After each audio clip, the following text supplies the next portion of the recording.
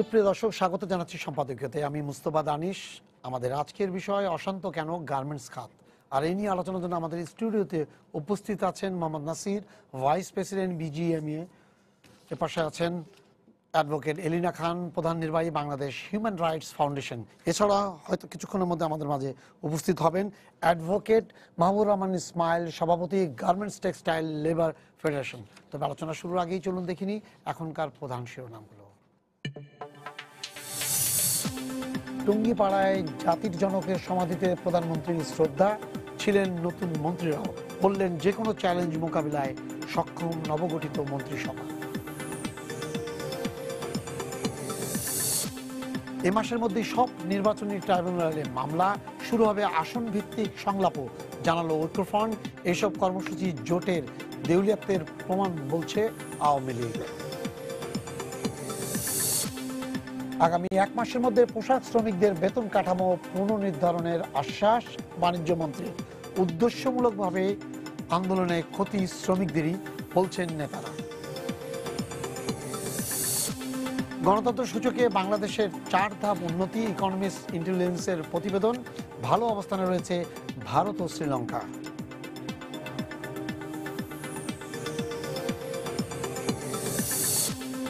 এবং ডেমরায় 2 শিশুকে ধর্ষণে ব্যর্থ হয়ে হত্যা করা হয়, ব্রিফিংয়ে পুলিশ।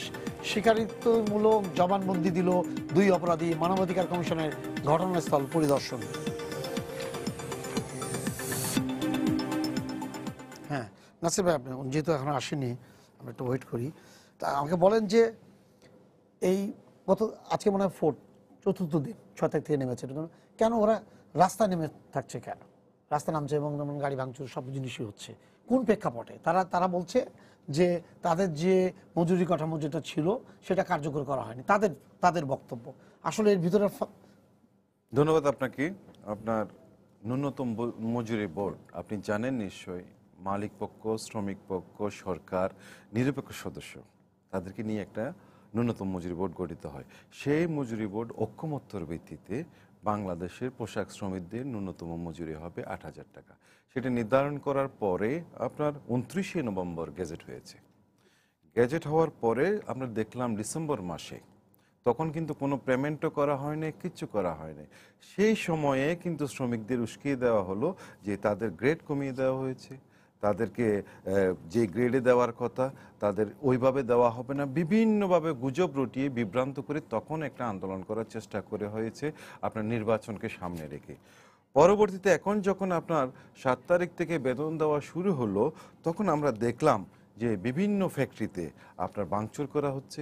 অনেক জায়গায় এক ফ্যাক্টরি থেকে নেমে আরেক ফ্যাক্টরিতে গিয়ে ওদের শ্রমিকদের নামিয়ে আনা হচ্ছে, অগ্নিসংযোগ করা হচ্ছে, রোড ব্লক করা হচ্ছে। তার পরিপ্রেক্ষিতে গতকাল আমরা শ্রম অধিদপ্তরে নবনির্বাচিত মাননীয় বাণিজ্য মন্ত্রী, শ্রম প্রতিমন্ত্রী এবং এবিসির প্রেসিডেন্ট মনোজন সুফিয়ান, ওনারা শপথ নিয়েছেন। এখানে একটু বলি আপনাকে, মনোজন সুফিয়ান কিছুক্ষণ আগে ব্রিফিং করেছেন। উনি বলেছেন যে সর্বনিম্ন 8,000 টাকার কম হবে না মজুরি। আমরা বলছি, আমি আসছি সেই জায়গাটায় আজকে, এখন একটু আগে হ্যাঁ আমরাও বলছি ওখানে কম হবে না, এবং আমরা দায়িত্ব নিয়ে কথাগুলি বলছি। যখন সমস্যাগুলি গতকাল হলো, তখন ওনাদেরকে নিয়ে যে মিটিংটা হলো, সেখানে একটু আগে আপনি এখন আপনার নিউজে দেখালেন যে 1 মাসের মধ্যে একটা কমিটি, মালিক পক্ষের 5 জন, শ্রমিক পক্ষের 5 জন এবং 2 সচিব আছেন, ওনাদের নেতৃত্বে বসে যদি কোনো গ্রেডে কোনো জায়গায় যদি অ্যানোমালিস থাকে সেটা অ্যাড্রেস করার কথাটা বলা হয়েছে।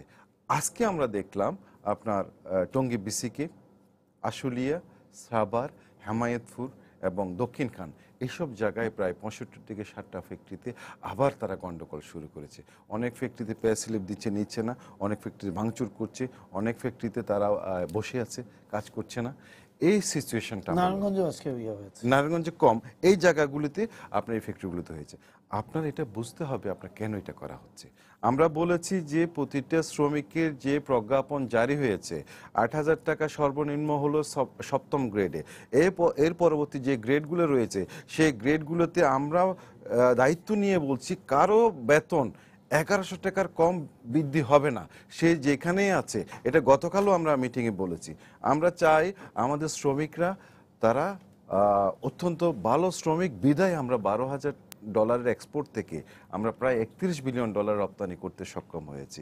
মালিক, শ্রমিক, সরকার তিনজনের সমন্বয়ে এই শিল্পটা আজকে বাংলাদেশের অর্থনীতির একটা প্রধান খাত। আমরা সেকেন্ড লার্জেস্ট এক্সপোর্টিং কান্ট্রি। আমরা যখন অ্যাকর্ড অ্যালায়েন্সের রেমিডিয়েশন পরবর্তী সময়ে বায়ারদের আস্থা ফিরে পেয়েছি, আমরা যখন আমাদের এই যে রাজনৈতিক স্থিতিশীলতার কারণে আমরা আমাদের গ্রোথটা ফিরে পেয়েছি, গত 6 মাসে আপনি গ্রোথটা যদি দেখেন সেখানে প্রায় 15% উপরে আমাদের গ্রোথ হয়েছে। আজকে যখন এই অশান্ত পরিবেশ সৃষ্টি করা হচ্ছে, আরেকটা নেগেটিভ মেসেজ যাচ্ছে আমাদের বায়ারদের কাছে, আমরা সেই জায়গাটাতেই আবার কিন্তু আমাদের সক্ষমতা জায়গাটা আমরা হারিয়ে ফেলবো না কিনা আমাদের সন্দেহ হচ্ছে। আমরা বলছি যদি সমস্যা থাকে, উনিও ছিলেন, উনি যখন জয়েন করছেন অ্যাডভোকেট ইসমাইল সাহেব, উনিও কালকে ওই মিটিংয়ে ছিলেন, ওনারা বক্তব্য দিয়েছেন, কিন্তু আজকে কি দেখলাম ঘটনাটা আরো উল্টা হলো, আরো বেশি পরিমাণে ফ্যাক্টরিগুলো এফেক্টেড হলো, আপনার ভাঙচুর হলো, অগ্নিসংযোগ করলো এসব ফ্যাক্টরিতে। আমরা জানি না এটা শেষ কোথায় গিয়ে দাঁড়াবে। আমরা জানি যে আমাদের মাঝে উপস্থিত হচ্ছেন অ্যাডভোকেট মাহবুবুর রহমান ইসমাইল, উনি আবার গার্মেন্টস টেক্সটাইল লেবার ফেডারেশনের প্রেসিডেন্ট। উনি যেটা বলছেন আমরা হচ্ছে কেন রাস্তায় নামলো, উনি বললেন যে আমরা তো 8,000 মেনে নিয়েছি ন্যূনতম মজুরি। আজকে প্রেস ব্রিফিং করেছেন একটু আগে সময় মন্নুজান সুফিয়ান শ্রম প্রতিমন্ত্রী, উনিও বলেছেন যে না, এটাতে তো আমাদের কোনো দ্বিমত নয়, এই জায়গায় আমাদের কোনো সমস্যা নেই ওনারা বলছেন, এবং এর নিচে বেতন হবে না, কাজে এইটা বলার কোনো সুযোগ নাই। আর যে অ্যানুয়ালিসগুলো আছে কালকে আমরা আশা করছি যে আমরা একটা ইয়ার মধ্যে প্যাকেজের মধ্যে আমরা ঢুকতে পারবো এবং আমরা জানতে পারবো, আমরা বুঝাতে পারবো যে জিনিসটা আসলে কী হচ্ছে, সমস্যাটা কোথায়। তাহলে সমস্যাটা আমি তো গতকাল নাজির সাহেব উনিও বক্তব্য দিয়েছেন, এক জায়গায় ছিলাম ওখানে, এবং গতকাল যে শ্রম মন্ত্রণালয়ের যে মন্ত্রী এবং বাণিজ্য মন্ত্রী ছিলেন, সেখানে যে ত্রিপক্ষীয় যেটা মিটিং হয়েছে ক্রাইসিস ম্যানেজমেন্ট কোর কমিটির, এটা একটা পূর্বের এই কমিটি, এটা কাজের সময় বসে এখানে এই মিটিংটা ছিল গত 15ই ডিসেম্বরের কন্টিনিউশন। 15ই ডিসেম্বরে একটা মিটিং হয়েছিল, শ্রম মন্ত্রণালয়ের ছিল। মূল বিষয়টা ছিল যে এই মজুরি ঘোষণা দেওয়ার পরে, গ্যাজেট হওয়ার পরে শ্রমিকদের মধ্যে তো সন্তুষ্ট হওয়ার কথা, বেশি আনন্দিত হওয়ার কথা, টাকা বাড়লে, বেতন বাড়লে খুশি হওয়ার কথা। শ্রমিকদের মধ্যে সন্তুষ্টিটা নাই কেন, বা শ্রমিকদের মধ্যে একটা ধূম্রজাল কেন শ্রমিকের পিছনে? তখন ওই বিষয়টা আমরা বোঝাতে সক্ষম হয়েছিলাম যে ভাবে গ্যাজেটের মধ্যে মজুরির কথা বলা হয়েছে যে 51% মজুরি বেশি বেড়ে গেছে। এটা বলার সময়ে এটা যেভাবে বিজেএমই বা গভর্নমেন্ট মন্ত্রণালয় থেকে যেভাবে বলেছে, সেই বলাটা শ্রমিকদের কাছে মেসেজটা ভিন্নভাবে চলে গেছে। 51% কিন্তু মজুরি বাড়ে নাই, 51% বেড়েছে। সেটা হচ্ছে 2013 সালে যে মজুরি ছিল, 13 সালের যেই ভিত্তি, তার সাথে তুলনা করলে 51% বেড়েছে। কিন্তু শ্রমিকের মজুরি তো 51 সালে তো তার যাওয়ার পর, ওই 13 সালে যাওয়ার প্রশ্ন নাই, কারণ 13 সাল থেকে প্রতি বছর অ্যাকর্ডিং টু লেবার ল সেটা হচ্ছে যে 5% প্রত্যেকটা গ্রেডে 5% বেসিক অটোমেটিক বেড়ে যায়। তাহলে 2013 সালে ডিসেম্বর মাসে মজুরি প্রথম ঘোষণা হয়েছিল 5,300 টাকা। 2013 সালে ঘোষণা দেওয়ার পরে 14 সালের জানুয়ারি থেকে মজুরিটা কার্যকরী হয়েছিল। এক বছর অতিক্রম করার পরে 2015 সালের জানুয়ারি মাসে এই মজুরি শ্রমিকদের 5% অ্যাড হয় বেসিকের সাথে। বেসিকের সাথে অ্যাড হলে সেটা ওভার টাইম বেড়ে যায়, বা আরও যে সমস্ত সুবিধা সেটা বাড়ে, এটা পরিমাণ মতো বাড়ে, এবং শ্রমিকদের বোনাসও বাড়ে সেটা। তারপরে 15 সালের জানুয়ারিতে যখন 5% বাড়লো, বাড়ার পরে আমি শুধু একটা উদাহরণ দেবো, সেখানে 15 সালের জানুয়ারিতে একজন এ গ্রেড নাম্বার 1, সে এখানে আবার মজুরি শ্রমিকের সংখ্যা কম, কিন্তু সেখানে হলো তার বেসিক ছিল 8,500 টাকা। তাহলে 5% অ্যাড হয়ে সেখানে 425 টাকা যোগ হলো, এবং 15 সালে পেল জানুয়ারিতে 8,925 টাকা।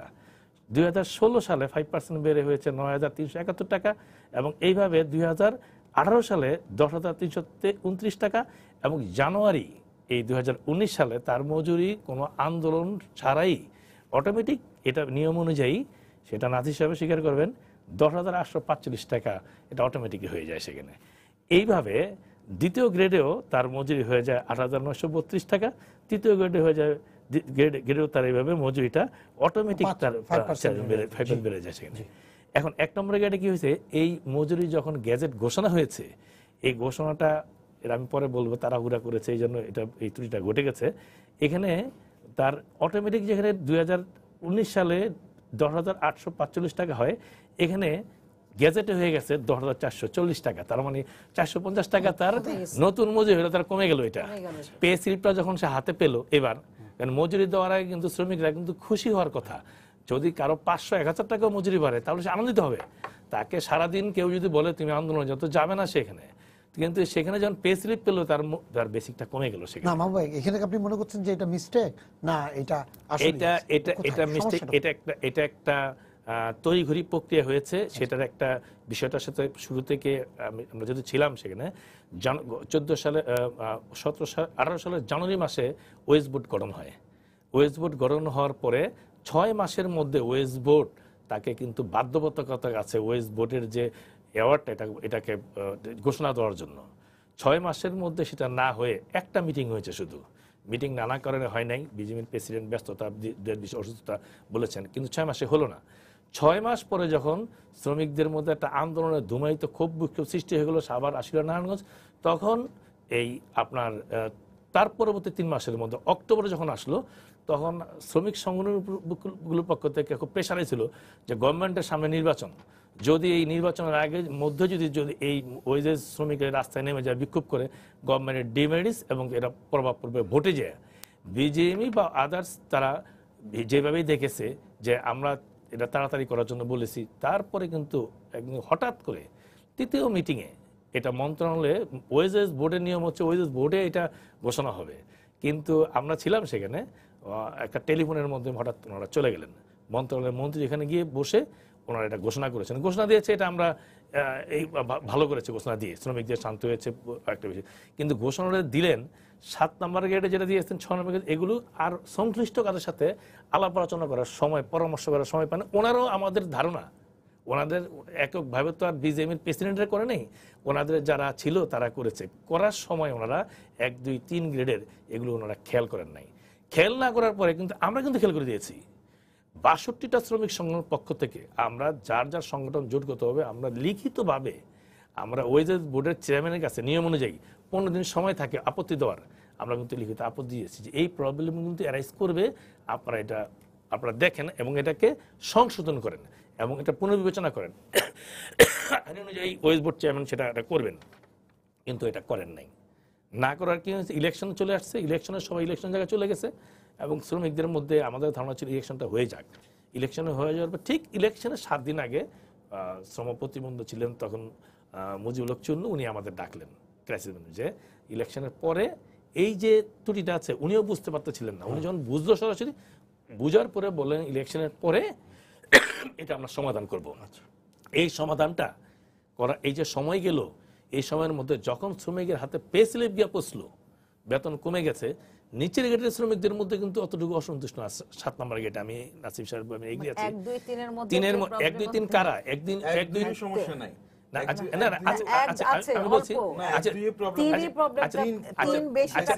3 হোক, 1, 2, 3, এটা কারা? এরা হচ্ছে ওই ফ্যাক্টরির মধ্যে যারা ওস্তাদ, সিনিয়র কারিগর, 10-15 বছর যাদের বয়স হয়ে গেছে এখানে, ওরা যখন অসন্তুষ্ট থাকে, সাথের শ্রমিকদের যখন বলে কি রে কি মজুরি বাড়লো, তোদের তো চাকরি থাকবো, আমার চাকরি থাকবো, যখন এগুলো বলে তখন কিন্তু সাধারণ শ্রমিক ওরা কিন্তু কি আমাদের বেতন কি বেতন দিল, মজুরি বাড়লো।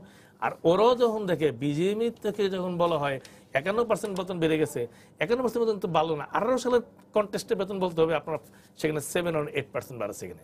তাহলে আপনি যে 51 সাল বলেন তখন কিন্তু বলতে হবে তোমার 13 সালের বেতনের 18% বেড়েছে। এই মেসেজটা তো ওদের কাছে ঠিক জানি, এবং ওদের কাছে এই মেসেজটা না যাওয়াতে যখন পে স্লিপ পেয়ে গেছে আর তাদের উপরের যে শ্রমিকরা তারা যখন এটা ওদেরকে বুঝিয়েছে বা এরকম আকাঙ্ক্ষিতে বলে, তখন এই শ্রমিকদের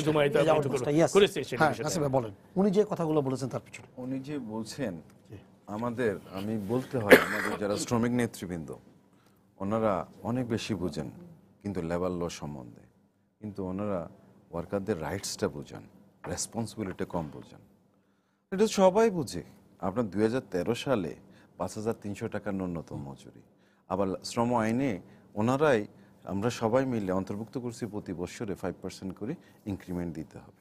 আপনি একটা পর্যায়ে গিয়ে একটা গ্রেডে সরকার নির্ধারণ করে দিবে এর নিচে ন্যূনতম মজুরি হবে না, ওইটা আমরা মানছি কিনা, ওই জায়গাটায় আমরা আছি কিনা। আপনার এরপরও আমরা যেটা গতকালও মিটিংয়ে বলেছি, প্রতিটা গ্রেডে 5% করে, আর প্রতিটা শ্রমিক কিন্তু 2013-14 সাল থেকে কোনো ফ্যাক্টরিতে কাজ করে না, অনেকে গিয়ে আপনার 17তে জয়েন করে, 16তে জয়েন করে, তার তো একরকম হবে না। সারা পৃথিবীতে যে জিনিসটা আছে সেটা হলো একটা ন্যূনতম গ্রেড কিন্তু নির্ধারণ করে দেওয়া হয়, পরবর্তী গ্রেডগুলো ওই ওয়ার্কারের পারফরমেন্স অনুযায়ী কিন্তু নির্ধারণ করা হয়। আমাদের দেশে আমরা এইবারও আমাদের যে ন্যূনতম বোর্ডের যে সদস্য ছিলেন, আমাদের প্রেসিডেন্ট, উনি এটা প্রস্তাব করেছিলেন, কিন্তু শ্রমিক পক্ষ থেকে এটা মেনে নেওয়া হয় না। আমরা পরবর্তী গ্রেডগুলো হলো শ্রমিকের যে সক্ষমতা আছে, সে কি পারফরমেন্স দেয় সেটার উপর নির্ভর করে। আমরা এখনো একটা কথা বলছি, কালকেও ওনার সাথে আমি একটা টক শোতে ছিলাম, আমি সেখানেও বলছি যে আমাদের যে 1100 টাকার কম কোনো শ্রমিকের কোনো গ্রেডেই বাড়বে না, কমপক্ষে 1100 টাকা তার বাড়বে।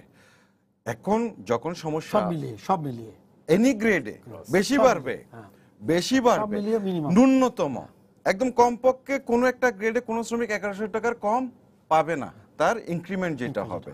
সেই জায়গায় যে আজকে যেটা বলা হচ্ছে, এটা ডিসেম্বর থেকে কিন্তু এই বিভিন্ন রকম গুজব উস্কানিগুলো দিয়ে আসা হচ্ছে যে আমাদের বাড়বে না, আমাদের কমিয়ে দেওয়া হয়েছে।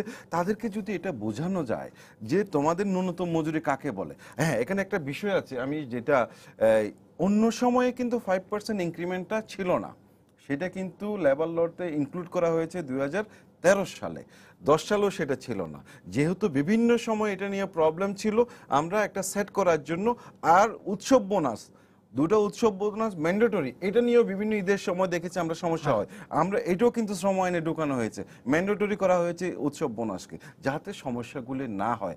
এই সেক্টরটা যেহেতু বাংলাদেশের এবং আমাদের শ্রমিকদের মধ্যে, বাংলাদেশের অর্থনীতির মধ্যে একটা অবস্থান সৃষ্টি করা আছে, যাতে আমরা চাই যত বেশি প্রবলেমগুলোকে সলভ করতে পারে সেই জায়গাটা। তারপরে কালকে আমরা বসছি, ওনারা অনেক শ্রমিক নেতৃবৃন্দ সেখানে ছিলেন, দুজন নবনির্বাচিত মন্ত্রী ছিলেন, পুলিশের ঊর্ধ্বতন কর্তৃপক্ষ ছিলেন। আমরা বলছি যদি কোনো জায়গায় সমস্যা থাকে আমরা বসে এই কমিটি বসে এটাকে ফাইন্ড আউট করব। কালকে মনে হয় 3টা বাজে একটা মিটিংও সেট করা হয়েছে এই কমিটি, কিন্তু তারপরেও কেন এত ভাঙচুর, কেন রোড ভাঙচুর, কেন আইনের প্রতি অশ্রদ্ধা করা হবে?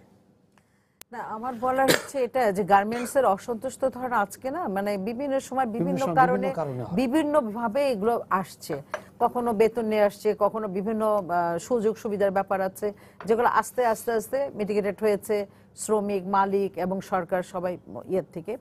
কিন্তু যেটা বারবার আমার কাছে যেটা খুব মানে অ্যালার্মিং লাগে সেটা হচ্ছে যে মালিক পক্ষ কিন্তু বুঝে, তারা যদি নার্ভটা শ্রমিকদের না বুঝে যে তারা কখন এই অসন্তোষটা মানে বা কখন বিস্ফোরণটা ঘটাবে, এটা যদি না বুঝে তাহলে মালিক পক্ষের এখানে ব্যর্থতা। কেন বলি আমি, সরকার সবসময় দুই পক্ষকে একটা সমঝোতার চিন্তা করে, কিন্তু করবে হচ্ছে মালিক এবং শ্রমিকের মধ্যে বিষয়টা। সরকার তো একটা স্ট্যান্ড দিয়ে চলে গেছে, কিন্তু এখানে যদি প্রথম থেকে যদি তাদেরকে বোঝানো হতো যে তোমাদেরকে এই ফ্যাক্টরিগুলোতে মালিক এবং শ্রমিক বসে যদি তাদের একটা ইন্টারাকশনটা করা হতো যে তোমাদের এই বেতন এইভাবে গিয়েছে, এই যে উনি যে বললেন যে 51% তো আসছে 13 সাল থেকে, এই কথাগুলো যদি তখন তাদের ভিতরে আলোচনা করতো তাহলে এই বিস্ফোরণটা হতো আসতো না। এক বছরের মধ্যে 51% বাড়ে নাই, এই কথাটা তো বোঝাইতে হবে, মানে অ্যাওয়ারনেসটা হয় নাই। এটা অ্যাওয়ারনেস না হওয়ার পর আপনার যেটা 60টা গ্রেডের মধ্যে 3টা গ্রেডের অল্প টাকা 3 নম্বরটা হচ্ছে বেশি এফেক্ট করছে। স্বাভাবিকভাবে যারা এখানে ইন্টারেস্ট গ্রুপ আছে তারাই তো উস্কানি দিবে, এবং সেই উস্কানিটার ফল হচ্ছে এই আজকে যেটা আমরা দেখতে পাচ্ছি। আর শুধু তাই না, আপনার উনি বললেন যে কালকেও মিটিং সেট করা আছে, তাহলে কেন এটা চলছে? আমার মনে হয় যে এই ক্ষেত্রগুলোতে এই খাতটা আমাদের বাংলাদেশের সবচেয়ে লাভবান একটা খাত, যেটা আমাদের রাখতে হবে। এর পেছনে তো অনেক অনেক দেশ আছে, অনেক জায়গা আছে যে জায়গাগুলো চাচ্ছে যে খাতটা এখান থেকে উঠে যাক বা চলে যাক, অন্য কোথাও চলে যাক। বাংলাদেশে শ্রীলঙ্কা ছিল সেটাই নাই, তো সেই জন্য আমাদেরও দৃষ্টি দেওয়া উচিত যে এই খাতটাকে বাঁচায় রাখার জন্য সেটা সরকার, মালিক এবং শ্রমিকের তিনজনের ইন্টারেস্টেই এই খাতটাকে কিভাবে রাখা যাবে সেই জায়গাগুলোকে সেট করা। আমার কাছে যেটা মনে হচ্ছে যে খুব বড় সমস্যা না, কিন্তু সমস্যাটাকে বড় করে দেখানো হচ্ছে বা জিয়ে রাখার একটা মানে সমস্যা বড় না, বড় করে দেখানো হচ্ছে এবং জিয়ে রাখা হচ্ছে। এই স্বার্থ নিশ্চয়ই মহলটা কে, অরিজিনাল জিনিসটাকে ধরে নিয়ে আসতে হবে। এখন আমরা পলিটিক্যাল ভাবে চিন্তা করব না, আমরা চিন্তা করব অরিজিনালি কারা এটার পিছনে ইন্ধন যোগাচ্ছে, সেই ব্যক্তিগুলোকে ধরে দিশা করতে হবে যে তারা কি উদ্দেশ্যে এটা সাধন করছে। আর একটা কথা বলি যে মালিক পক্ষ এরপর থেকে যে চুক্তি হোক না কেন, সেই চুক্তির ব্যাপারে যেন তাদের কারখানার শ্রমিকদের সাথে তাদের সাথে বসা দরকার, interaction হওয়া দরকার। ইন্টারাকশনটা খুব দরকার, যে তোমাদের এই লটটা এই জায়গা হয়েছে, তাহলে পরে এই সমস্যাটা ওরা বাইরে মানে কেউ উস্কানি দিয়ে কিছু করতে পারে করতে পারবে না, কারণ সেও কোশ্চেন করবে যে না আমরা জেনেছি এটা এরকম ছিল। আর আরেকটা কথা বলি যে ওখানে শ্রমিকদেরও জিজ্ঞাসা করার দরকার যে তুমি যখন চুক্তি, যেটা কিছুক্ষণ আগে আপনার সাথে কথা বলছে, যে তুমি যখন সিগনেচার করেছিল তোমাদের প্রতিনিধি, তাহলে এটা দেখেনি কেন? সিগনেচার তো 3 পক্ষ হয়েছে, তাহলে তোমাদেরও তো এটা সেই সময়টা দেখা, আইডেন্টিফিকেশনটা করা উচিত ছিল। আবার মালিক পক্ষ তো করে গেছে, সরকারও করে গেছে, কিন্তু যারা হচ্ছে এখানে আসবে অর্থাৎ শ্রমিক পক্ষ, যাদের ইন্টারেস্টেড গ্রুপ, তারা কেন এটা দেখলো না যে এই জায়গায় এটা বৈষম্যের সৃষ্টি হয়েছে? তখন তারা একটা অবজেকশন, যেটা উনি ওই যে ইয়েতে বলছেন যে বোর্ডে দেওয়া হবে, বা সেই সময়টা চুক্তিটা করলো কেন? সেখানে যদি ধরে দেওয়া হতো তাহলে গেজেটটাও কিন্তু সংশোধন করা যেত, তাহলে এই সমস্যাটা হতো না। তাহলে মালিক পক্ষ তাহলে অপেক্ষা করে থাকে যে এরকম একটা কিছু হলে আমি কিছু হলে এবার কিছু একটা গ্রুপ থাকে। আমার কাছে যেটা জানি, আমি আপনাদের সবার প্রতি রেসপেক্ট রেখে একটা কথা বলি, আমরা বিভিন্ন সময় হিউম্যান রাইটস নিয়ে যখন কাজ করতে গিয়েছি, আমরা দেখেছি যে কিছু কিছু নেতা থাকে যারা এইটাকে ইস্যু করে লাভবান হয় বিভিন্নভাবে, সেটা সরকার থেকে হোক, সেটা মালিক পক্ষ থেকে হোক, সেটা শ্রমিকের পক্ষ থেকে হোক। এই লাভবান গ্রুপ সবসময় একটা জিনিসটাকে জিয়ে রাখার চেষ্টা করে। এই জিয়ে রাখার ব্যক্তিগুলোকে, অর্থাৎ মাঝখানে যে সত্যটা আছে এটাকে না সরালে আমরা এই ধরনের সমস্যার মধ্যে পড়তেই থাকবো। কারণ গার্মেন্টস খাতকে কোনো রকম কোনোভাবে আমাদের এখান থেকে যাতে চলে না যায় শ্রীলঙ্কার মতো, সেই দিকে দৃষ্টি রাখাটা খুবই দরকার। কারণ এখানে শ্রমিকের ইন্টারেস্ট না, এখানে বেকারত্বের একটা ব্যাপার আছে। যদি কোনো রকম কোনো কিছু অঘটন ঘটে, তাহলে সেখানে বেকারের যে মানে বেকারত্ব বেড়ে যাবে, তার দায়ভার কিন্তু এই শ্রমিকদের উপর পড়বে, প্লাস রাষ্ট্রের উপর পড়বে, এবং আমরা সেটা সাফার করব। সুতরাং এই জায়গাগুলোর থেকে আমাদের দৃষ্টি দেওয়া খুবই দরকার। নাসির, আপনি একটা কথা বলেছেন আজকে আমি দেখলাম আমাদের ইয়াতে, সেটা হলো যে এই যে বেতন বা এগুলা নিয়ে বা স্ট্রাকচারাল লিয়া বা ঠিকমতো বেতনটা ঠিকমতো পরিশোধ করা হচ্ছে না, আমার মাস শেষে বাইরে কোনো ধরনের যে 25-30টা প্রতিষ্ঠান এরকম আছে, এর বাইরে তার মানে ওদের 99%, ধরেন 99% কিন্তু ঠিক মতো হচ্ছে আপনার কথা অনুযায়ী যে 3000 ইয়ে আছে, তাহলে সেই জায়গায় তো এরা কি আপনাদের তত্ত্বাবধানে থাকে না? আপনি দেখেন যে প্রশ্নটা আপনি করলেন, 40 লাখ শ্রমিক কাজ করে, সবার সক্ষমতা একরকম না, আর ব্যবসা করতে গেলে অ্যাক্সিডেন্ট হতে পারে। কিন্তু আমাদের স্ট্যান্ডটা আমরা সবসময় যেটা আমরা বলে আসছি, আপনার শ্রমিক থাকলে কাজ করলে তাদের বেতন দিতে হবে। আমরা প্রয়োজনে ফ্যাক্টরির মেশিন বিক্রি করি, জেনারেটর বিক্রি করি, যে কোনোভাবে আমরা আরবিট্রেশন বিজিএমইতে একটা, যেটা হলো আপনার হাইকোর্ট কর্তৃক স্বীকৃত, উনি একজন অ্যাডভোকেট, আমাদের যে আরবিট্রেশন আছে আমরা কাজ করছি এভাবে যে আমাদের একটাই কথা, জিরো টলারেন্স, টাকা দিতে হবে। আর এখন যে 8,000 টাকা ন্যূনতম মজুরি ফিক্সড হলো, আপনার আমরা চেয়েছিলাম 7.5-এর মধ্যে সেটাকে সেট করতে, কিন্তু মাননীয় প্রধানমন্ত্রী যেহেতু এটাকে বলেছেন, উনি শ্রমবান্ধব একজন প্রধানমন্ত্রী, ওনার কথাকে সম্মান করে আমরা মেনে নিয়েছি। অনেকগুলো ফ্যাক্টরি এখনও কিন্তু এই ন্যূনতম মজুরির কারণে বন্ধ হয়ে যাবে, কারণ আমাদের প্রতিনিয়ত কিন্তু পোশাকের দাম কমছে, আর এদিকে সবগুলো কস্ট কিন্তু বাড়ছে একই হারে। সেই জন্য আপনার এই যে প্রশ্নটা আপনি করলেন, আপনি একটা উদাহরণ দিতে পারবেন না যে এই জায়গায় যে এই যে আমরা কোনো জায়গায় প্রবলেম হয়েছে, হয়তো সময় লেগেছে, আমরা এটা সেটেল করেছি, আমরা দায়িত্ব নিয়ে আমাদের মেম্বার যারা তাদেরকে সেটা সেটেল করেছি। আমরা 2-3 দিন সময় নিয়ে হাতের মধ্যে প্রয়োজনে ব্যাংকে রিকোয়েস্ট করে টাকা নিয়েছি, মেশিন বিক্রি করে টাকা নিয়েছি, যে কোনো উপায়ে শ্রমিকের পেমেন্ট যেন হয় সেই ব্যবস্থা আমরা করেছি। বাবু আমাকে বলেন, মানে এই যে রাস্তা নেমে যাচ্ছে বা এই জিনিসগুলো হচ্ছে, এটা শ্রম আইনে পড়ে না কোনো, যখন এটা হচ্ছে তখন কিন্তু সাধারণ মানুষ এটার মধ্যে পড়ে যাচ্ছে।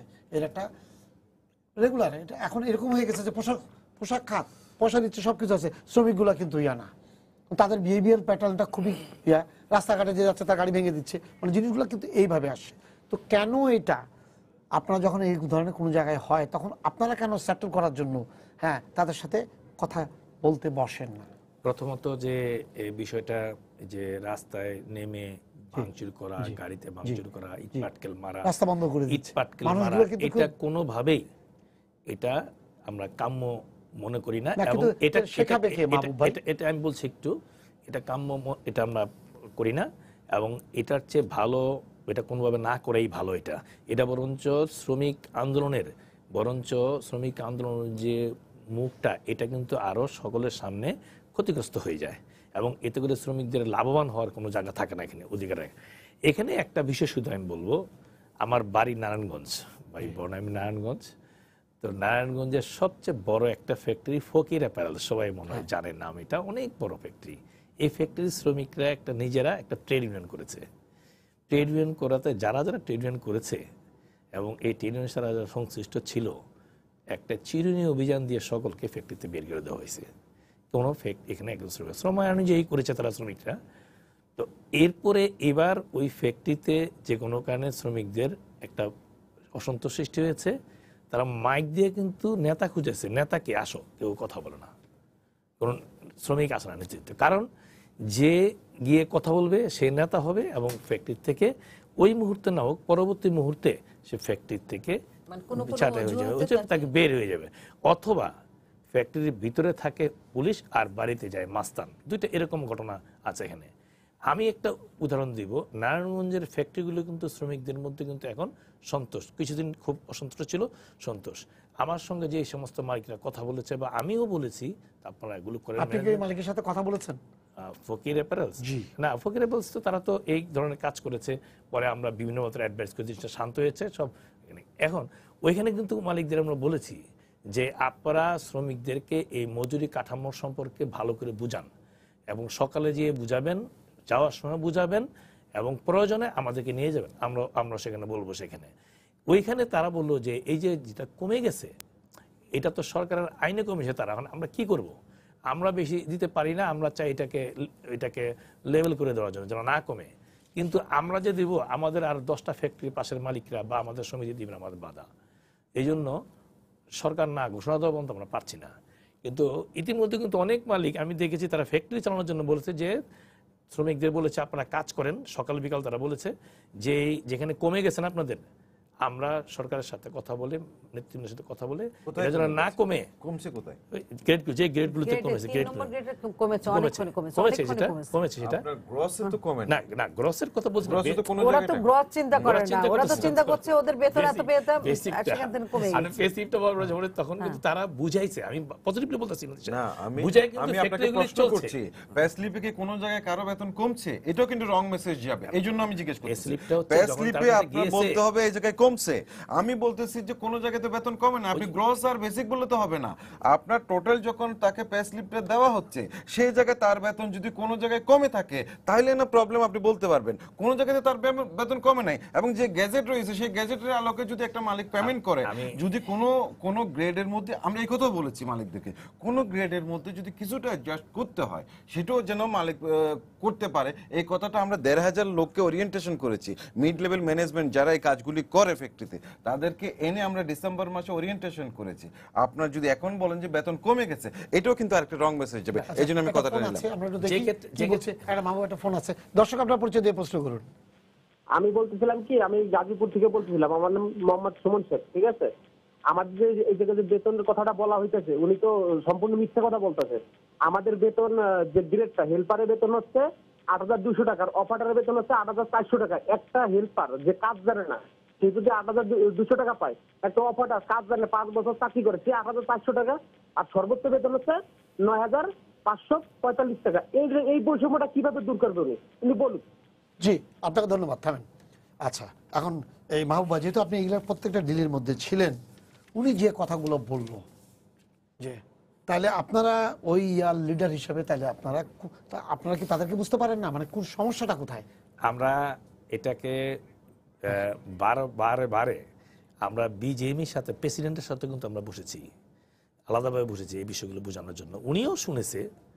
তো এরপরে ও মজুরি বোর্ডের চেয়ারম্যানের সাথে বলেছি, মন্ত্রীর সাথে বসেছি আমরা, এবং আমরা কয়েকটি ঢাকায় আমরা কিন্তু যেটা রাউন্ড টেবিল করেছি এগুলো কনভিন্স করার জন্য, বোঝানোর জন্য, ঐক্যমত তৈরি করার জন্য। ঐক্যমত তৈরি করে ওয়েজেস বোর্ডের যে গঠনের প্রক্রিয়াটা বিজেপির প্রেসিডেন্ট উনি নিজে বলেছে যে ওনার উদ্যোগে ওয়েজেস বোর্ডটা গঠন হয়েছে, তারা ডিনাই করে না কিন্তু সেটা। কিন্তু ফাইনাল ফিনিশিংয়ে যখন ঘোষণা করবে, ঘোষণা করার সময় এত তড়িঘড়ি করেছে বিষয়টাকে, এই হিসাবটা উপরে এবং নিচে, এই যে কথাটা নিয়ে আসলো এখানে, উপরের নিচে বৈষম্যটা এমন হয়ে গেল যে তার হেল্পারের বেতন যা বাড়লো তার বেতন তার 4 ভাগের কেউ বাড়লো। সে কিন্তু এখন গুলো যেতে হলো আমি হেল্পারের সমান হয়ে গেলাম, তার ভিতরে একটা ওই ধরনের হিউম্যানিটি চলে আসতেছে এখানে। ফলে এই বিষয়টা বিবেচনা করে, যদি চিন্তা করে, যদি আরো ভালোভাবে এটাকে বিবেচনা করে কাজ করা হতো এবং মজুরিটা ঘোষণা করা হতো, আমার কাছে মনে হচ্ছে যে এটাতে শ্রমিকরা সন্তুষ্ট হলো। এইখানে মাহবুব আমার একটা কথা আছে যে আমরা যখন দেখছি যে মনে করেন যে ওরা নামবে, আমরা কিন্তু জানতে পাচ্ছি শ্রমিক লিডারদের দায়িত্বটা কোন জায়গায়। এখন মনে করেন আমার একটা প্রতিষ্ঠান আছে, আমি যদি কালকে ভেঙে ফেলি তা আমি কিন্তু বেকার হয়ে যাব। তাহলে আমি যখন কাজ করতে পারবো না, তাহলে তো আমি যদি আমার নিজের পেটে লাথি মারি তাহলে কি করে হবে? তার মানে কি ওই জায়গাগুলোতে যদি শ্রমিক ফেডারেশনের নেতারা যা বলে যে ঠিক আছে আপনারা যেটা বলছেন আছে, আমরা আমাদেরকে 3 দিন সময় দেন, আমরা এটা নিয়ে কথা বলি। আপনারা যদি তাৎক্ষণিকভাবে বিজেপি বলেন, মুজিবুর বলেন, যেটাই বলেন না, সরকারের মন্ত্রী আছে তাদের সাথে যদি আপনারা কথা বলেন, তাহলে তো ওরা রাস্তায় নামে না। বা তাদেরকে যদি আপনারা বোঝানো একটা প্রেস রিলিজ দিয়ে যে না আপনারা এটা করেন না, তাহলে কি ওরা আপনাদের কথা শুনে না? মানে কোন জায়গায় সমস্যা? না, এখানে কথা শোনার বিষয়টা হচ্ছে যে আমাদের সারা বাংলাদেশ যে গার্মেন্টস শ্রমিক 40 লক্ষ শ্রমিক আছে, প্রায় 35-40 লক্ষ আছে এখানে 200 ফ্যাক্টরিতেও ট্রেড ইউনিয়ন নাই, যেগুলো তো আমাদের অত্যন্ত নানাভাবে কায়দা কৌশলে হয়েছে এগুলো। আর বাকি যেগুলো হয়েছে কিন্তু ট্রেড ইউনিয়ন আওতার বাইরে, এরা কিন্তু শুধু ফেডারেশনের কমিটি বা নেতৃত্ব এই যোগাযোগের ভিত্তিতে থাকে এখানে কিন্তু তাদেরও আবার স্বসম্মত আছে শ্রমিকদের, এখানে তারা স্বসম্মত আছে, চিন্তা ভাবনা আছে, নানা প্রকার ভালো মন্দ তারা বোঝার চেষ্টা করে। এখন এই যে এই মজুরির বিষয়টি, এই মজুরির বিষয়টি ভালো মন্দের যে বিষয়টা শ্রমিকদের কতটুকু ভালো হবে, এটা কিন্তু আমরা কিন্তু তখনই বলেছিলাম বিজেপিকে যে আপনারা এই বিষয়টি পূর্ব থেকে ডিসেম্বরের মজুরি দেওয়ার আগের 1 মাস আগে থেকে বোঝানো শুরু করেন। কিন্তু পে স্লিপ পেতেও বুঝ অবুঝ, এবং এখানে তো একটা ত্রুটি আছে। এখন গতকাল মিটিংয়েই 2 মন্ত্রী ছিলেন এবং বিজেপির প্রেসিডেন্ট, এফবিসির প্রেসিডেন্ট, বিজেপির 4 জন এক্স প্রেসিডেন্ট ছিলেন। তারা তো স্বীকার গিয়েছে সেখানে যে আসলে এখানে একটা ঘাটতি রয়ে গেছে, তারা রয়ে গেছে। মিটিংটা গতকাল হয়েছে। হ্যাঁ, আচ্ছা আপা আমাকে বলেন, উনি বলছেন ট্রেড ইউনিয়ন করতে পারে না, মানে কোন কেন এটা কোথায় সমস্যাটা কোথায়? সমস্যাটা হচ্ছে যেমন ধরেন একটা এক্সাম্পল দেয়, এক সময় আমরা ঠিক করেছিলাম যে আমরা কোনো প্রত্যেকটা গার্মেন্টসে যে মেয়েদের সুবিধা অসুবিধার কথাগুলো বলবো, যেমন রাইটসটা কি আছে, তারা বেশি না হালকা পাতলা, যেমন দেন মরণ এইগুলো বলতে চায়, বা তাদের যে আগে ধরেন আগে ওখানে বেবি রাখার যে জায়গা ছিল না, বা তাদের যে সুযোগ সুবিধাগুলো ছিল না, এগুলো বলবো। তখন আমাদেরকে বলা হতো আপা আপনারা যে এগুলো বলেন না, এমনি আমরা কন্ট্রোল করতে পারি না, আমাদের জন্য খুব প্রবলেম হয়ে যাবে।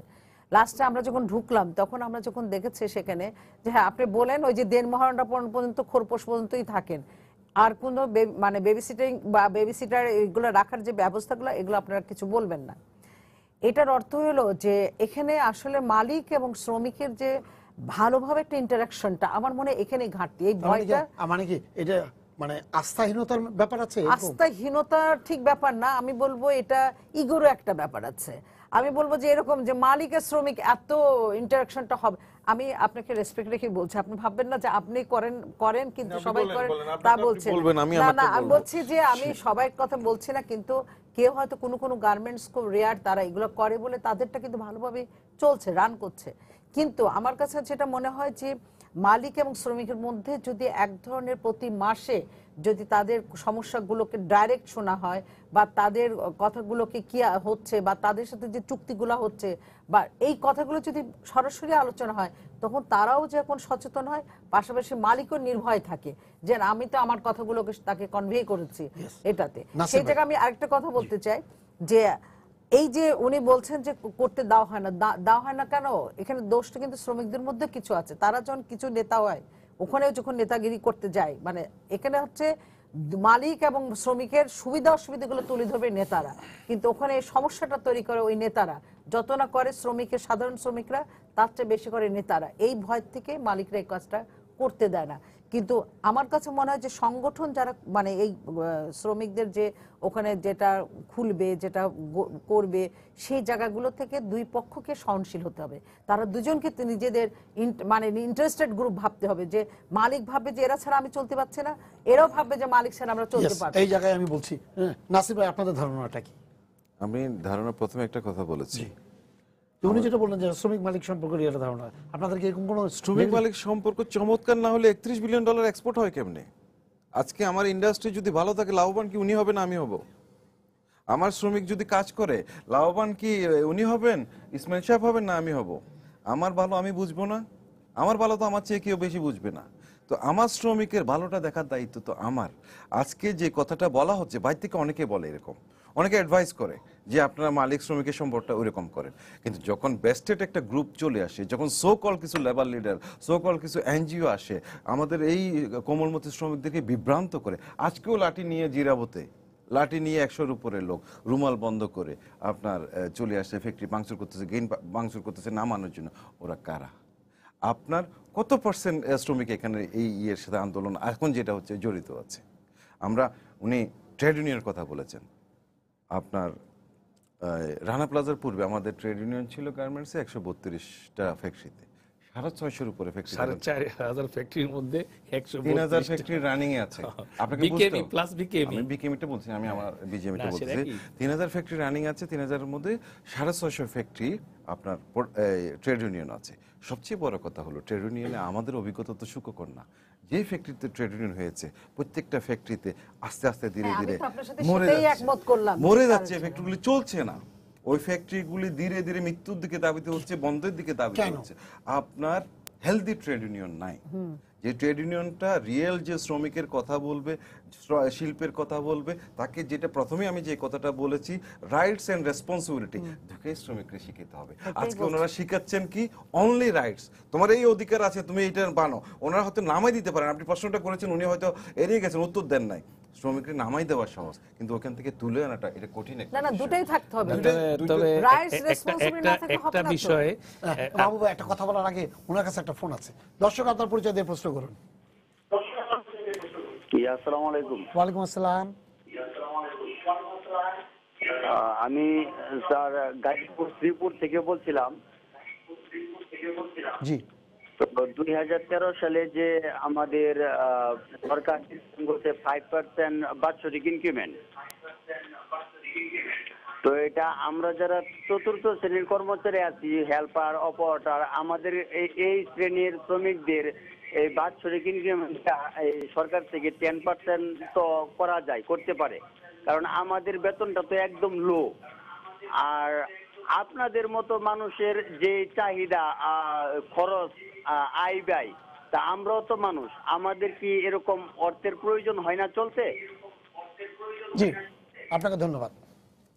অবশ্যই অর্থের প্রয়োজন হয়। আপনার এই অর্থের প্রয়োজন হয় বিদায় আমরা বিজিএমই থেকে চিঠি দিয়ে এই 2018 সালের জানুয়ারিতে ন্যূনতম মজুরি বোর্ড গঠন করার জন্য বলেছি, এবং সেই হিসেবে কিন্তু প্রজ্ঞাপনটা হয়েছে। ডিসেম্বরে ইমপ্লিমেন্ট, জানুয়ারিতে পেমেন্টটা হচ্ছে। এবং আরেকটা বিষয় হচ্ছে শিল্পের সক্ষমতা আছে কিনা।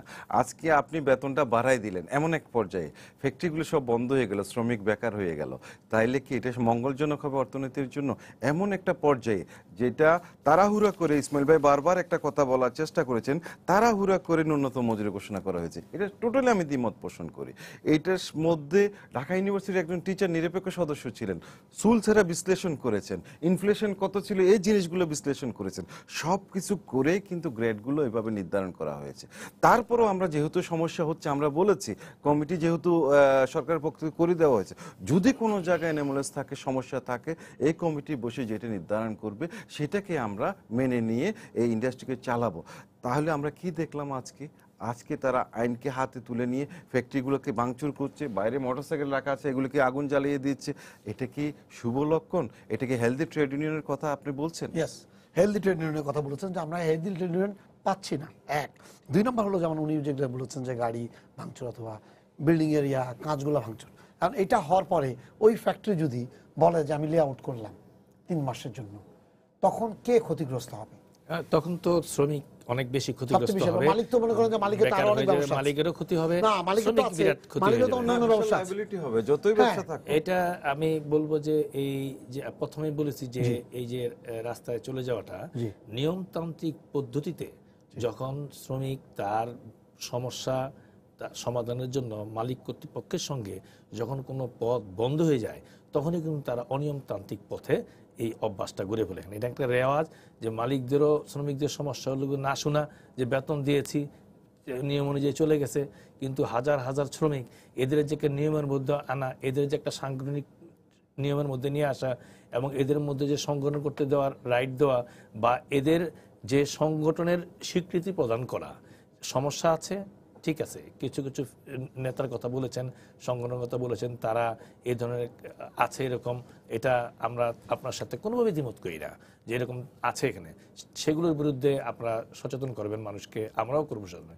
কিন্তু প্রকৃত যে ট্রেড ইউনিয়ন, প্রকৃত যে শ্রমিকদের আন্দোলন বা সমস্যাগুলো, সেগুলো সমাধানের জন্য তো একটা নিয়মতান্ত্রিক পথ সেখানে আটকে রাখা যায় না। এখানে এই আটকে থাকার পুরো প্রক্রিয়া এই বন্ধ থাকার কারণেই আজকে এই সমস্যাগুলো তৈরি হচ্ছে। আমি মনে করি যে এই যে ত্রিপক্ষীয় যে তিনটি কমিটির মধ্যে যেটা উদ্যোগ নিয়েছে ক্রাইসিস কমিটির পক্ষ থেকে, এই মেসেজটাও গত রাত্রে হয়েছে। এটা গত রাত্রে আমি রাত্রে 8টা-9টার সময় আমরা বাড়িতে গেছি এখানে, এবং ক্লান্ত হয়ে গেছে আমরা সবাই, যারা ছিল এখানে মন্ত্রীও ওনারা টায়ার্ড হয়ে গেছেন, পরিশ্রান্ত হয়ে গেছেন। এইটা কিন্তু আজকে সকালে শ্রমিকদের মধ্যে ভালোভাবে মেসেজটা যায় নাই সেখানে।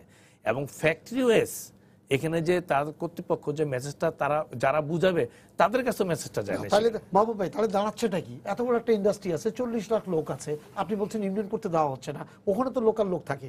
যদি এরকম একটা মেসেজ ঠিক মতো যেতে না পারে, তাহলে শ্রমিকদের কি কোনো দায়িত্ব নাই? যেমন যে জায়গাগুলোতে আমি দেখেছি, রাজধানী বা বড় বড় শহরগুলোতে যেসব জাতের ফ্যাক্টরিগুলো আছে, গার্মেন্টসের ইয়া থাকলে তাদের একটা ভয় থাকে, যে কোনো সময় শ্রমিকরা রাস্তা নেমে যাবে এবং ভাঙচুর আরম্ভ করে দেবে, গাড়ি থাকবে না, এটা থাকবে না। মানে এই যে ধরনের, এবং মানুষের কিন্তু একটা নেতিবাচক চিন্তা গার্মেন্টস শ্রমিকদের নিয়ে হয়ে গেছে। যখন তখন নেমে যাবো, কোনো কিছু নাই, রাস্তায় নেমে রাস্তা যদি আটকে রাখেন তাহলে তো আলাদা কথা, কিন্তু যখন আপনি মানুষকে ক্ষতিগ্রস্ত করছেন, এটা কি ট্রেড ইউনিয়নের দায়িত্বের মধ্যে পড়ে না? এই প্রক্রিয়াটা সম্পূর্ণভাবে আমরা ঠিক মনে করি না। রাস্তায় যে আমরা বলতে যে ইতিপূর্বের যে মজুরির যে সমস্ত ঘোষণার আগে যতবার 3বার হয়েছে, এবং যাই শ্রমিকদের ছাঁটাই হোক, তার প্রতিবাদ, নির্যাতন হোক, অনেক যাই কিছুর মধ্যে হয়েছে, সব কিছু এই প্রক্রিয়ার মধ্যেই চলে গেছে সেখানে, যে এখানেই হোক, হয়তো রাস্তা নেমে গেছে। কারণ নিচে ফ্যাক্টরি, অনেক ফ্যাক্টরি আছে রিয়েল, যে তার কোনো দাঁড়ানোর প্রেমিজই নেই, সেই ফ্যাক্টরিতে দাঁড়ালেই রাস্তা বন্ধ হয়ে যায়, এমন এমন প্রেমিজ হয়েছে এখানে। ফলে এইগুলির ঘটনা না, কিন্তু কেউ কিন্তু দাঁড়ানো তো আপত্তি জানাচ্ছে না। আপনি যখন গাড়িটা ভাঙচুর করছেন, পাশের বাড়িতে ঢিল মারছেন, অমুক জায়গায় যে আগুন লাগাই দিচ্ছেন, তখন কিন্তু ম্যাস পিপল এর মধ্যে, এবং সবার কিন্তু একটা খারাপ ধারণা হয়ে গেছে সবচেয়ে বেশি টাকা ইনকাম করছে আমরা এই জায়গা থেকে। বৈদেশিক ইয়াতে যদি আপনি ধরেন, উনি বললেন $31 বিলিয়ন ইয়া করছি, তারপরেও কেন এত কিছু করার পরেও কেন এই কথাটা আসে? শুধুমাত্র যদি শ্রমিকদের এখানে, যেখানে শ্রমিকদের সাথে মালিকদের ভালো সম্পর্ক আছে, এবং আমরাও সেখানে নজর দিই আর সেখানে সম্পর্কগুলি কেমন আছে, আমরা ম্যানেজমেন্টের বিহেভগুলো দেখি সেখানে, এবং অনেক ম্যানেজমেন্টকে আমরা ভালোভাবে বুঝাই দিই সেখানে, এবং তারা খুব ভালোভাবে আমাদের ওটা গ্রহণ করে যে ঠিকই বলেছে। এবং আমরা ওখানে মালিকদের আমরা ইনফর্ম করি উনি কীভাবে ম্যানেজমেন্টে, এবং ওই ফ্যাক্টরিগুলো কিন্তু খুব সুন্দরভাবে চলছে, সমস্যা নাই, চলছে এখানে। এখন কিন্তু আজকে কিন্তু চট্টগ্রাম চলছে, নারায়ণগঞ্জ চলছে, ঢাকায়ও চলছে, কিন্তু সমস্যাটা হয়ে গেল গাজীপুর বা ওই ওই অঞ্চলগুলিতে। গাজীপুরের লোকজন সবাই ভয় করে, টঙ্গীর লোকেরা ভয় করে যে এখানে এই শ্রমিকগুলো আছে, আরো অনেক ক্ষেত্র আছে কিন্তু ইন্ডাস্ট্রির, সেই জায়গায় কিন্তু এই জিনিসগুলো হচ্ছে না। কিন্তু যেটা হচ্ছে, কোনো কিছু বললেই বলে পোশাক শ্রমিক, পোশাক শ্রমিক বিষয়টা চলে আসে। হ্যাঁ, মানে তার মানে আমি যদি আপনাকে এইভাবে বলি যে ট্রেড ইউনিয়ন যারা করছেন বা লিডার যারা আছেন, তারা শ্রমিকদের বোঝাতে ব্যর্থ হচ্ছে। শ্রমিকদের বোঝানোর জন্য যেটি দরকার হচ্ছে, প্ল্যান লেভেলে ফ্যাক্টরি ওয়াইজ শ্রমিকদের মধ্যে ট্রেড ইউনিয়ন করার রাইটটা যখন হয়ে যাবে, ট্রেড ইউনিয়ন এমন একটা আইনের একটা ফর্ম, মালিক শ্রমিক উভয়ের মধ্যে, যদি কোনো শ্রমিক ট্রেড ইউনিয়ন যদি আনফেয়ার লেবার প্র্যাকটিস করে, অর্থাৎ সে যদি কোনো ব্যাপারে অসশ্রম আচরণ করে, তাহলে ওই শ্রমিকের কিন্তু সেখানে আইনের দৃষ্টিতে সাজার ব্যবস্থা, চাকরিও চলে যাবে, এবং তার কিন্তু আপনার ক্রিমিনাল অফেন্সও তার কিন্তু ঘটবে। সে যদি ট্রেড ইউনিয়ন থাকে তার দায়বদ্ধ থাকে। এখন তো চিনে না সে নেতা কে, ফ্যাক্টরির মধ্যে কে, তার নেতা কে চেনে না, এটা যেমন সত্যি। আবার কিছু কিছু নেতা আছে, আমরা দেখেছি আমাদের চোখের সামনে, যে তখন তারা একটা নর্মাল একটা পজিশনে অবস্থান করতো, এখন তাদের অনেক গাড়ি বাড়ি আছে, আমি নেতাদের দেখেছি। তো তার মানে কি, তারা সুবিধা নিচ্ছে, অথচ এই শ্রমিকদেরকে ব্যবহার করে নিচ্ছে। তো আপনি যেটা বলছেন সেটা আমি একমত, যে একটা হেলদি ট্রেড ইউনিয়ন থাকা উচিত, কিন্তু হেলদি ট্রেড ইউনিয়ন নাই বলে এই অবস্থা হচ্ছে। দুই জায়গাতে দুইটাই প্রবলেম হচ্ছে। কিন্তু আমরা জানি হেলদি ট্রেড ইউনিয়ন মানে হচ্ছে শ্রমিকের স্বার্থ এবং মালিকের স্বার্থ দুটোকে সে গ্রহণ করবে, এবং দুটো মিলে তারা আগাবে, যাতে তাদের স্বার্থ যেমন সংরক্ষণ হবে, মালিকের স্বার্থ সংরক্ষণ, এবং স্মুথলি রান করবে একটা গার্মেন্টস সেক্টর হোক বা যে কোনো জায়গা হোক। তো সেই জায়গাগুলো থেকে হচ্ছে না, কারণ আস্থা অনাস্থা সবকিছু মিলে এই জায়গাটা ফেরত আনার জন্য যারা আপনাদের মতো লিডার আছে তারাও কিন্তু একটা বিশাল ভূমিকা আছে, যে তাদেরকে আস্থা নিয়ে আসতে হবে যে তোমাদের এই বিহেভিয়ারগুলো চেঞ্জ করো, এবং সেই চেঞ্জ না করলে তোমরা মালিকের কাছ সাথে ওইভাবে আসতে পারছো না, এবং তোমাদের মাঝখানে আর যারা নর্মাল শ্রমিক এখন মাঠে আছে তারা কিন্তু ওই নেতাদেরকে চেনে, কারণ নেতারা যে মন্ত্রীর সাথে দেখা করছে, নেতারা যে বার্গেনিং করছে, কি করছে তারা জানে না, তাকে যা বুঝাচ্ছে সেটা কিন্তু সেই বুঝছে। আপনি বলতেছেন যে ওরা হচ্ছে কেন কমিউনিকেশন গ্যাপ হচ্ছে, না ওরা কমিউনিকেশন গ্যাপ হচ্ছে না, ওরা উল্টা কথা এসে বলছে, তারা একটা লাভবান হওয়ার জন্য উল্টা কথা বলছে, যার জন্য এই ঘটনা ঘটছে। আমার কাছে যেটা মনে হচ্ছে যে নর্মালি এই প্র্যাকটিসটা থেকে বের হওয়ার জন্য এই 40 লাখ লোক খুব বড় যেমন লার্জ স্কেলে যেমন, আবার খুব যে এদেরকে মোটিভেট বা এদেরকে সচেতন করা বা এই যে হেলদি ট্রেড ইউনিয়ন নিয়ে আসার যে ব্যবস্থা খুব কঠিন না, যদি না নেতাগুলোর সদিচ্ছা, মালিক পক্ষের সদিচ্ছা এবং একই সঙ্গে যারা আছেন তারা যদি একটা মানে ড্রাইভ, উনি বলেছেন যে পরামর্শ সবাই দিতে পারে, আমরা পরামর্শ না, কারণ এই কথাগুলো না বললে দুই পক্ষের যে একটা মিলন হওয়া দরকার, এবং সেই না হলে পরে আজকে দেশের যে পর্যায়টা যাচ্ছে সেই পর্যায় থেকে অব্যাহতি পাইতে হলে পারে। এটা আমি আবার সাথে একমত করে বলবো যে নাসির ভাই, আপনাকে যদি শেষ মিনিটে একটা মেসেজ দিতে বলা হয় কি দিবেন আপনি? আমি শেষ মিনিটে মেসেজটা বলবো শ্রমিকদের প্রতি, আমাদের কোমলমতি শ্রমিক ভাই বোনেরা যারা এই পোশাক শিল্পে কাজ করে তাদের প্রতি অনুরোধ, তারা কোনো রকমের ধ্বংসাত্মক কার্যকলাপে অংশগ্রহণ না করে তারা ফ্যাক্টরিতে প্রোডাকশনে মনোযোগ দিবে এবং তাদের যে বেতনটা রয়েছে সেই বেতনটা নিবে। আমরা যে কমিটিটা হয়েছে সেই কমিটিটা বসে কোনো জায়গায় যদি কোনো সমস্যা থাকে কোনো গ্রেডের মধ্যে সেটা আমরা আলোচনার মাধ্যমে ঠিক করে দেব। তো আমাদের সমস্যা হচ্ছে আপনি যদি একটা মেসেজ দিতে পারেন আপনার।